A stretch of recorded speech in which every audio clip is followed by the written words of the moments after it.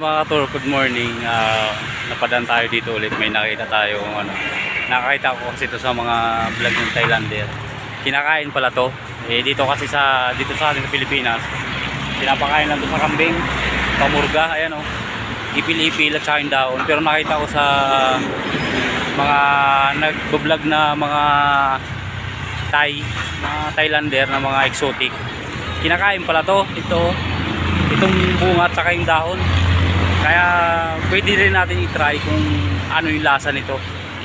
Ano ang lasa ng ipil-ipil. Hindi ko alam kung anong tawag talaga nito sa Tagalog ng ipil-ipil Pero mamaya titingnan ko mamaya sa Google kung anong tawag nito. Pero dito kasi sa amin kasi sa probinsya ang tawag nito Palo Maria o ipil-ipil.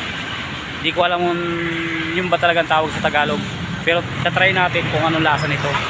Ito meron dito yung talbos pa lang. Tatry natin kainin kung anong lasa. Kasi nakita ko sa mga Thailander kinakain nila to. So pwede natin din i-try kung anong lasa nito. Sata, check man natin.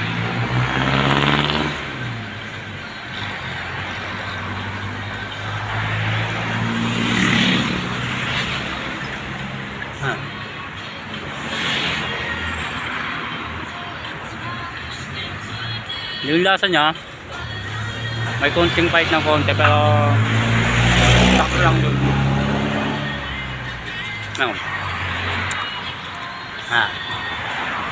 Try naman natin yung bunga, kung ano lasa ng bunga.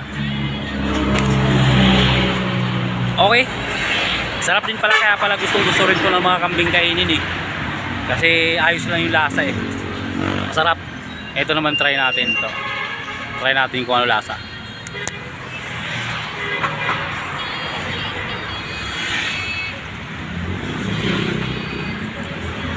Lasang lasa.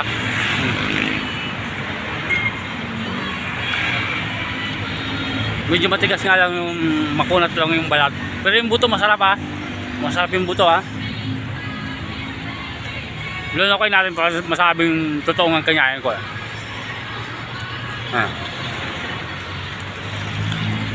Yan walang cut yan Okay din pala, kaya pala mga nagbablog ng mga Thailander kinakain nila to kasi masarap ang lasa. Panalo pati yung talbos nila Sarap ng lasa.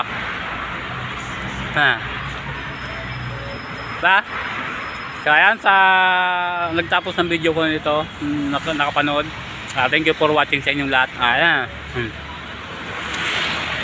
Ayan, God bless you all.